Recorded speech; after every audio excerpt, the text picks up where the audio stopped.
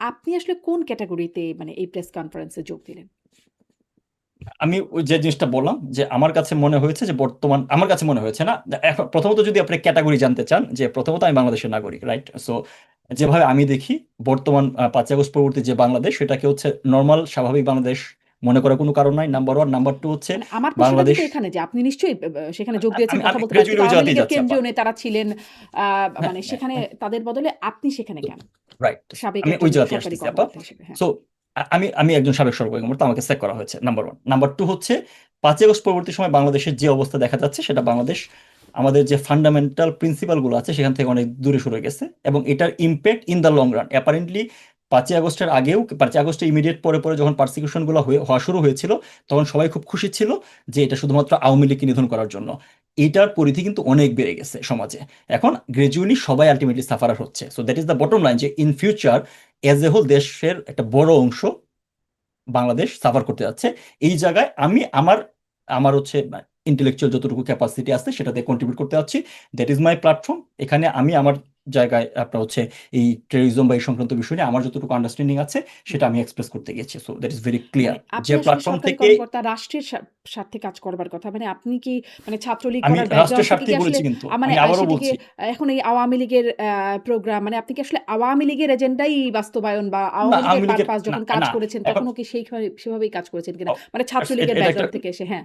জি, একটু স্পষ্ট। এটা একটা খুব ভালো কোয়েশ্চেন করছেন। সো এখন এই জিনিস কোয়েশ্চেন করতে গেলে তো ধরেন হচ্ছে যে আপনার আওয়ামী লীগের মানে ছাত্রলীগ করা কারোর কোনো ধরনের হচ্ছে চাকরি বাকরিতে যাওয়ার সুযোগ নাই। হ্যাঁ, এখন এই জিনিসটা ধরেন এটা মানে আপনি একটা ভালো কোয়েশ্চেন করছেন, এই অ্যান্সার দেওয়া দরকার। কারণ হচ্ছে অনলাইনে যখন হচ্ছে আমি বা মানে ধরেন আমার ওয়াইফ কোনো ধরনের কমেন্ট দেয়, প্রচুর এই কমেন্ট দেখি যে ছাত্রলীগ কোটায় চাকরি পাইছে, ছাত্রলীগ কোটায় চাকরি পাইছে, ছাত্রলীগ করছে। সো এই জিনিসটা তো ধরেন আমি ছাত্রলীগ কোটায় চাকরি পাই নাই বা ছাত্রলীগ কোটায় চাকরি পাইছি, কোনটারই আসলে হচ্ছে প্রমাণ দেওয়ার কিছু নাই। কিন্তু প্রমাণ দিতে হলে কিভাবে, আপনার সার্কামস্টেন্সিয়াল এভিডেন্স দিতে হবে। সো আমি নিজের ব্যাপারে কখনো ব্রেক করতে চাই না, বাট হেয়ার মানে ফর দ্য ওয়ান টাইম আমি এই জিনিসটা হচ্ছে ক্লিয়ার করতে চাচ্ছি। আমি 5-10 ট্যালেন্ট পুলে বৃত্তি পেয়েছি, এসএসসি ইন্টার জিপিএ 5 পেয়েছি, নর্ডওয়েমে পড়াশোনা করেছি, বুয়েটে পড়াশোনা করেছি। দেন চাকরিতে ঢুকেছি, চাকরিতে ঢোকার পরে ঢাকা ভার্সিটি থেকে ইন্টারন্যাশনাল রিলেশনে ডিপ্লোমা করেছি, বাংলাদেশ ইনস্টিটিউট অফ ম্যানেজমেন্ট থেকে কম্পিউটার সায়েন্সে ডিপ্লোমা করেছি, Bangladesh Bangladesh institute of professional থেকে ডেভেলপমেন্ট স্টাডিজে মাস্টার্স করেছি, কোরিয়ার হানকং ইউনিভার্সিটি অফ ফরেন স্টাডিজ থেকে কোরিয়ান ল্যাঙ্গুয়েজ এবং কালচার নিয়ে পড়াশোনা করছি। সো আই থিঙ্ক বাংলাদেশে যারা হচ্ছে সরকারি চাকরি করে, এই বোথ ইন্টেলিজেন্স এজেন্সি আপনার যারা পড়াশোনা এখন আছে, কাজ করে, যোগ্যতা আছে, একদম স্পষ্ট। মানে সেখানে আসলে প্রশ্ন ক্লিয়ার। করবার মতো সো কোনো সো জায়গা হ্যাঁ, এটা জায়গা নেই। আসেন, এখন আসেন বাকিটা হচ্ছে যে আমি পারপাস। দলীয় কাজ করেছি হুম। কিনা বা দলীয় কোনো বেনিফিট চাকরিরত অবস্থায় নিয়েছি কিনা, দ্যাটস ভেরি ক্লিয়ার। দলীয় পারপাস সার্ভ করেছেন কিনা? পারপাস সার্ভ করেছি কিনা। সো দেখেন, আমি 2014 সালে চাকরি করেছি, চাকরিতে ঢুকেছি সরকারি চাকরিজীবীদের জন্য। অ্যাপারেন্টলি যে জিনিসটা বলা হয়ে থাকে যে ঢাকায় পোস্টিংটা একটু সুবিধা, ঢাকায় পোস্টিং থাকলে পারপাস সার্ভ করা যাবে, এই ধরনের রেটরিক পরিচালিত আছে, রাইট?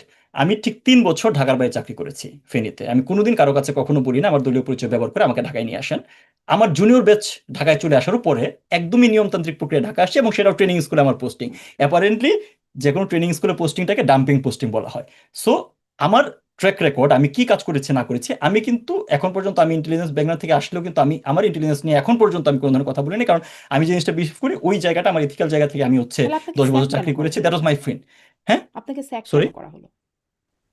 ওই যে আপনার বাংলাদেশে 5ই আগস্ট এটার তো আসলে কোনো আনসার নাই। আনসার নাই এই কারণে, আপনি যদি হচ্ছে চেক করা হচ্ছে খুব ক্লিয়ার যে আমি ডক্টর ইউনূসের বেশ কিছু বিষয়ে অফিসিয়ালি দায়িত্বের অংশ হিসেবে যে কাজগুলো করেছি, এবার আপনার হচ্ছে এনএসআই যেটা ন্যাশনাল সিকিউরিটি ইন্টেলিজেন্স, সেটা হচ্ছে প্রধানমন্ত্রী কার্যালয়ের আন্ডারে। ইউনূস যখন আপনার হচ্ছে ইন্টারিম গভর্নমেন্ট করলেন তার আন্ডারে গেল, এবং এটা খুবই অবভিয়াস ছিল যে আমি বা আমরা যারা, শুধুমাত্র আমি না কিন্তু, আমি বাইরে আছি বলে আমি কথা বলতে পারছি, এরকম পার্সিকিউটেড শিকার আমাদের এজেন্সি এবং বিভিন্ন দপ্তরে হাজার হাজার মানুষ হয়েছে। আমি বাইরে আছি বলে কথা বলতে পারছি, কিন্তু যদি আপনি এরকম চেরিপিক করেন যে কেন করা হয়েছে, এটার কোনো কারণ নাই। কেন প্রতিদিন এখন পর্যন্ত আপনার হচ্ছে হাজারো মানুষ আওয়ামী লীগের হত্যা করা হচ্ছে, এগুলোকে তো আনসার নাই কেন করা হচ্ছে। প্রতিদিন স্যাক করা হচ্ছে। আপনার ট্রেনিং শেষ হয়েছে, সারদাতে ট্রেনিং করেছে যে ছেলেটা ফার্স্ট হয়েছে আপনার হচ্ছে পুলিশ একাডেমিতে, সব ক্যাটাগরিতে একটা ছাড়া, শুধুমাত্র ফায়ারিং ছাড়া, যেটা হিস্ট্রিতে রেকর্ড, সারদার হিস্ট্রিতে রেকর্ড, ট্রেনার হিসাবে তাকে চাকরি থেকে বাদ দেওয়া হয়েছে কেন? ঠিকভাবে হাঁটতে পারে নাই বলে। সো কেন চাকরিচ্যুত করা হয়েছে, এই কোশ্চেনটা খুবই আসলে হচ্ছে আপনার হাস্যকর কোশ্চেন। এটা প্রপার কোনো আসলে আনসার নাই। অবভিয়াসলি যখন হচ্ছে নিয়মতান্ত্রিক পরিবেশ ফিরে আসবে সেটার আনসার আপনারাও জানতে পাবেন। আইনুল পলাশ, মূল আলোচনার বিষয়বস্তু আসলে যে শেখ হাসিনার হোমকামিং কবে কখন ফিরবেন সেটি আসলে সময় বলবে। এখনো পর্যন্ত সেটি আমাদের কাছে যেই তথ্য। ধন্যবাদ যুক্ত হবার জন্য। নিশ্চয়ই যখন সময়ের কোনো আভাস পাওয়া যাবে আপনারা আমাদেরকে জানাতে সাহায্য করবেন বা অবগত করবেন। সেটা অনেক জননেত্রী ধন্যবাদ। শেখ হাসিনা নিজেই জানাবেন। জি।